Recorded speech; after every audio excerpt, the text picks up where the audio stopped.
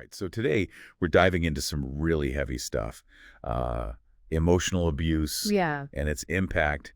And you've brought some intense sources this time. Yeah, it's going to be quite a journey as we go through these blog posts and reflections and even a YouTube transcript. Yeah. And, it's not just the emotional trauma we're talking about, right? We're also going to look at the financial and legal struggles that people often face after going through something like this. Yeah, that's right, because it's not just isolated to, the emotions. It really does ripple out into so many different aspects of someone's life.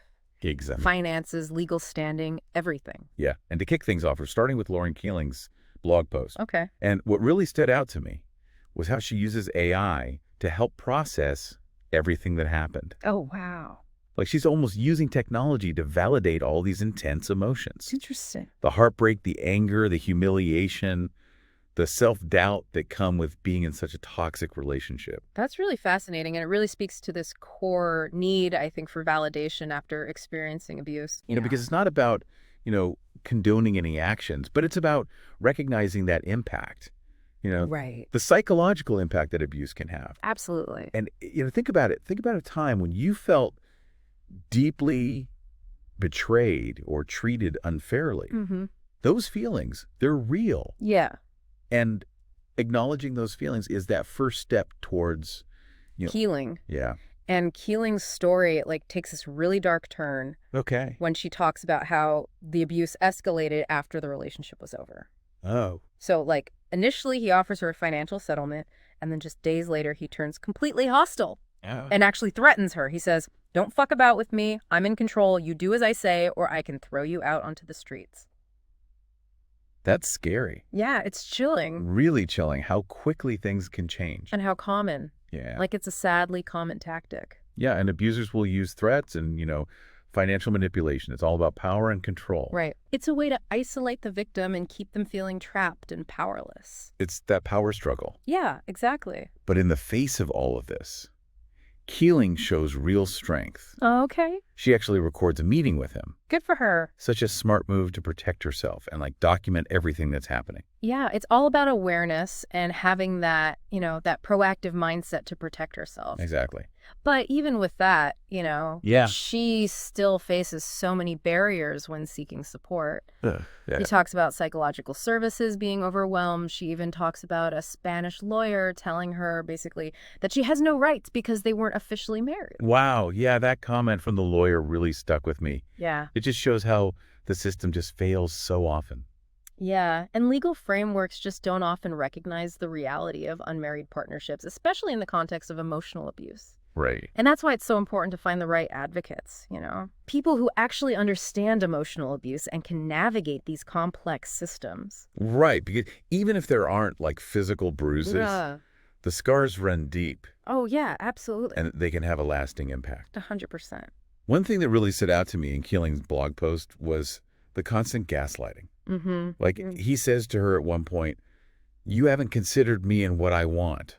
Oh, wow. Because that's not generally what you do. Mm-hmm. Just twisting the situation. Yeah, that's gaslighting. Making her feel like she's the problem. Yeah, it's not about disagreeing with someone. It's about distorting their reality to make them doubt themselves. Exactly. What gets me is how he frames his demands as gifts. Oh, yeah. That can't be negotiated. It's just take it or leave it. It's infuriating. It's manipulation, and it's sadly very, very common. And it feeds into that larger societal issue, right? Yeah. Where emotional abuse is just minimized. Right. Or excused. Yeah. It's he just said some mean things, get over it. Exactly. And that's what makes it so hard for victims to come forward, because they start to question themselves and blame themselves. Mm-hmm. And it just perpetuates this cycle of silence and shame. So we've explored Keeling's experience, which is incredibly powerful. Yeah. But you brought this other source that talks about the aftermath of abuse. Right. And how that trauma can be compounded. Yeah. Not just by the abuser. Oh, no. It's you get attacked again and again, Yeah. first by the abuser, then by the system. The system. That's supposed to be supporting you. Yes. And even by individuals who, even with good intentions, might say the wrong thing and cause even more harm. Wow. Yeah. This source really highlights the need for safe spaces for survivors to connect and heal. And it had this powerful call to action. Oh, yeah. Let's say enough is enough. I love that. It's like drawing a line in the sand. It is, and it's a call for systemic change. Yes. It's about holding abusers accountable and creating a culture where survivors are believed and supported. And ultimately preventing this type of abuse from happening in the first place. Okay, so let's shift gears a bit and bring in Lorraine's story from that YouTube transcript you found. Okay, sounds good. So it's a different experience, but I was struck by some interesting parallels to Keeling's story. Okay. Loraine talks about 3 types of relationship endings: divorce, death of a partner, and being discarded. The 3 Ds. And the thing is, both she and Keeling experienced these sudden, painful endings that really upended their lives. That's a great observation. It just highlights how no matter what the specific circumstances are, Yeah. that emotional fallout from a traumatic relationship, it can be very similar. Yeah. It's like having the rug pulled out from under you. And for Loraine, that abrupt ending, particularly her divorce, led to some serious financial struggles. It makes sense. She talks about being dependent on her husband's income and how difficult it was to secure her own financial independence. And when we think about Keeling's experience with the financial manipulation, it just shows how abusers will often use money as a weapon Yeah. to control their victims. It's like they're trapped by their own finances. Exactly. But what I found so inspiring is that Loraine doesn't let this define her. Good. She goes back to school, gets resourceful, and eventually builds a successful business. That's amazing. It speaks to her resilience and determination.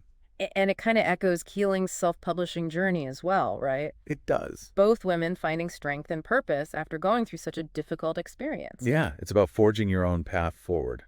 And here's where things take an interesting turn. Okay. Loraine builds this amazing life after her divorce, but then ends up in another long-term relationship. Oh. And sadly, it ends in a very similar pattern of abrupt discard. That's heartbreaking. So it raises that question, right? Like, how much do our past experiences with abuse shape our future relationships? Yeah, it's a big question, and it's a tough one. Like, are we subconsciously repeating patterns, or are we just more susceptible to those who exploit vulnerability? It's hard to say for sure, but it's something to really think about. You know, it's all about self-awareness and understanding how our past might be influencing our choices. Right. And learning to break those cycles, recognizing those red flags, and choosing partners who genuinely respect and value us. Okay, so we have Loraine, who builds this amazing life post-divorce, and then finds herself in this other relationship that ends so abruptly. And this time the discard is just brutal. Oh, no. He tells her he's in love with another woman. Wow. And that they just can't have sex anymore. That's awful. Like, so cold. It's really dehumanizing. And it highlights this point. Like, this type of discard, this sudden withdrawal of affection and intimacy can be just as traumatic as any other form of abuse. Oh, yeah. It leaves the victim feeling completely worthless. Like they were just disposable. Exactly. And Loraine, much like Keeling, faces this barrage of manipulation and control tactics. He sends her this letter outlining his financial proposal, which he calls gifts, again with that manipulative framing. Ugh, that word gift just makes me cringe in this context. I know, right?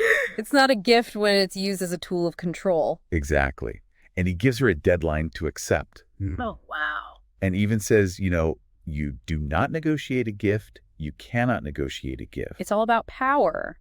And, of course, it escalates. Yeah. He gets angry, threatens her, shouts at her. It's textbook abuse. And it's just this reminder that abusers so often use fear and intimidation to get what they want. Exactly. It's about creating a climate of fear and insecurity. Right. So the victim can't even think straight. What's really striking is Lorraine's reaction to all of this. Okay. She blames herself. Oh, no. Feels ashamed, like she did something wrong. It's classic victim blaming. Right. And it's so effective because the abuser has twisted the narrative. And in this moment of despair, she actually has thoughts of suicide. Oh, it's really a testament to how devastating emotional abuse can be. It really is. It can push someone to the brink. And that's why it's so important to reach out for help, Absolutely. Find those support systems. Remember, you're not alone.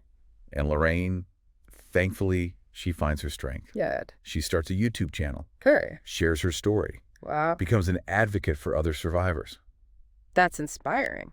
It's amazing. It is. Taking that pain and turning it into something positive. And I think that's a perfect transition to our final source for this deep dive, which really focuses on the power of sharing these stories. Yeah, and how it empowers survivors. Exactly. Dismantles those societal taboos. It contributes to this larger conversation about recognizing and addressing emotional abuse.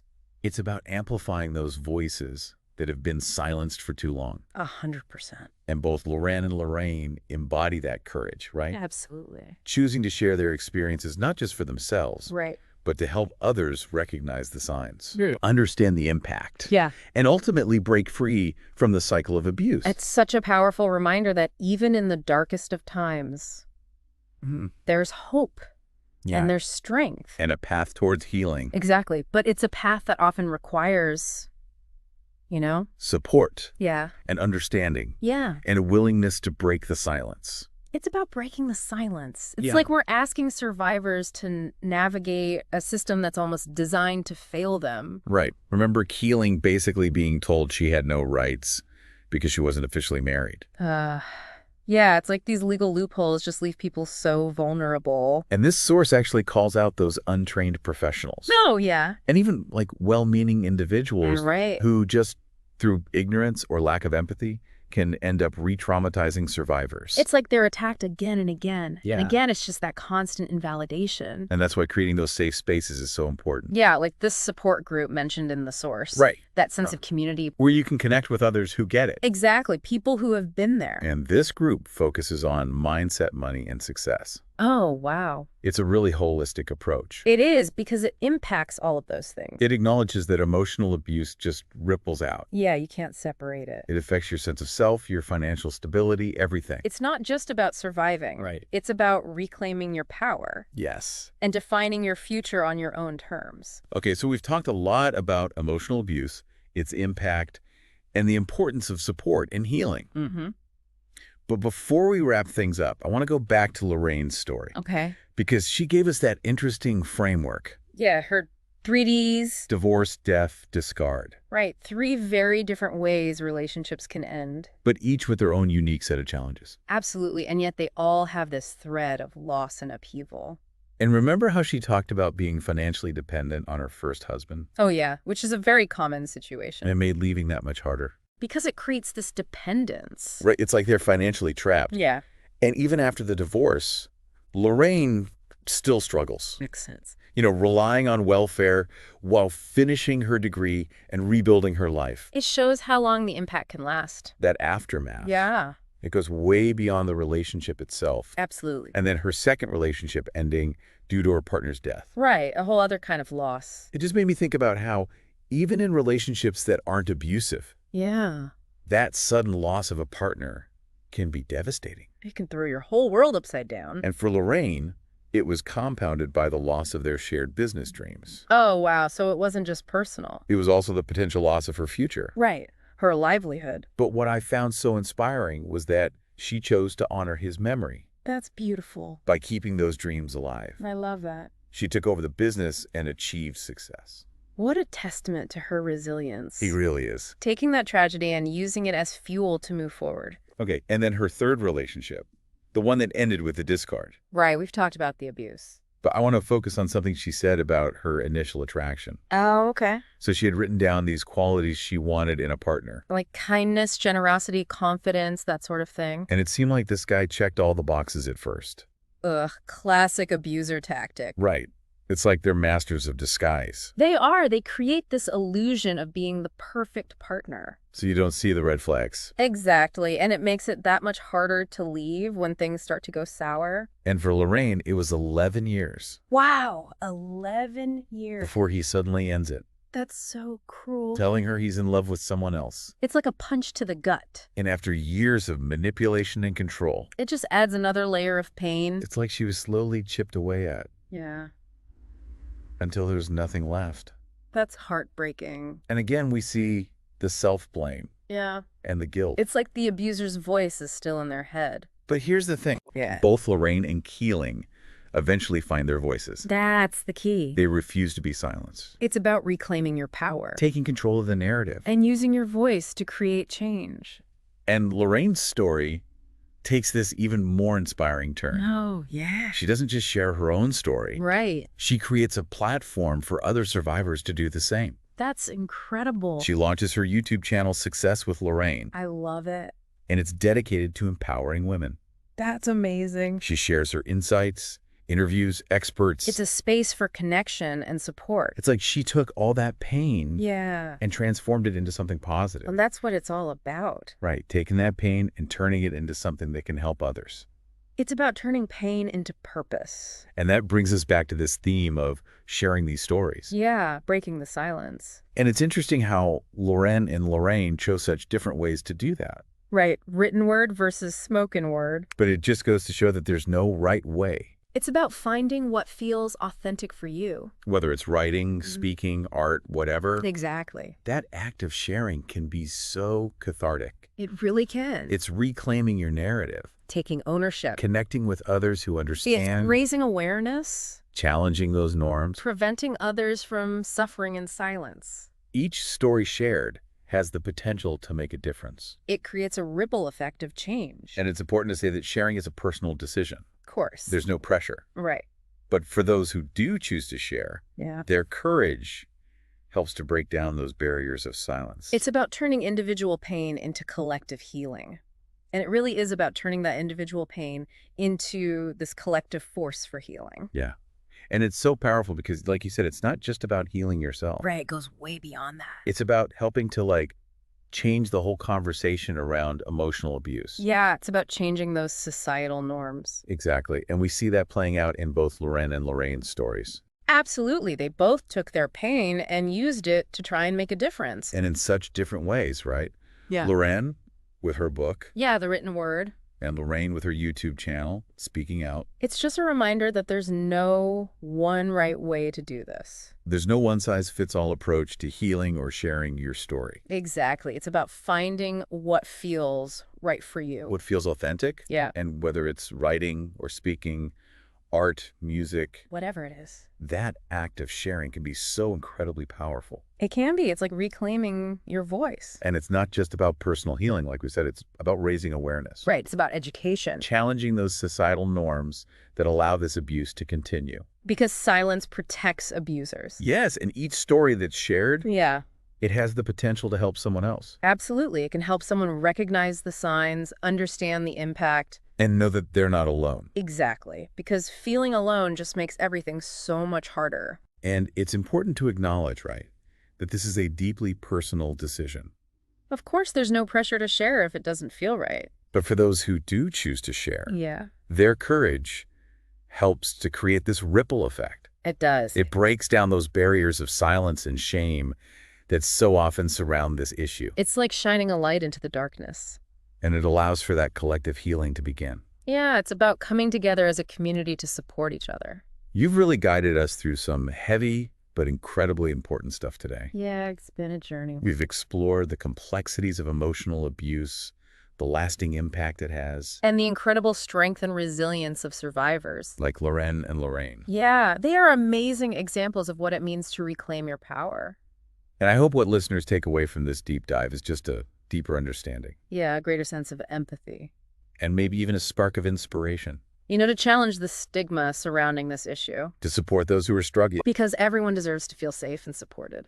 Absolutely. And as we wrap things up, Yeah. I want to ask you, the listener, what small step can you take today to be a part of the change? Yeah, what can you do to make a difference? Maybe it's educating yourself. Maybe it's listening with an open heart. Maybe it's offering a kind word to someone who might be hurting.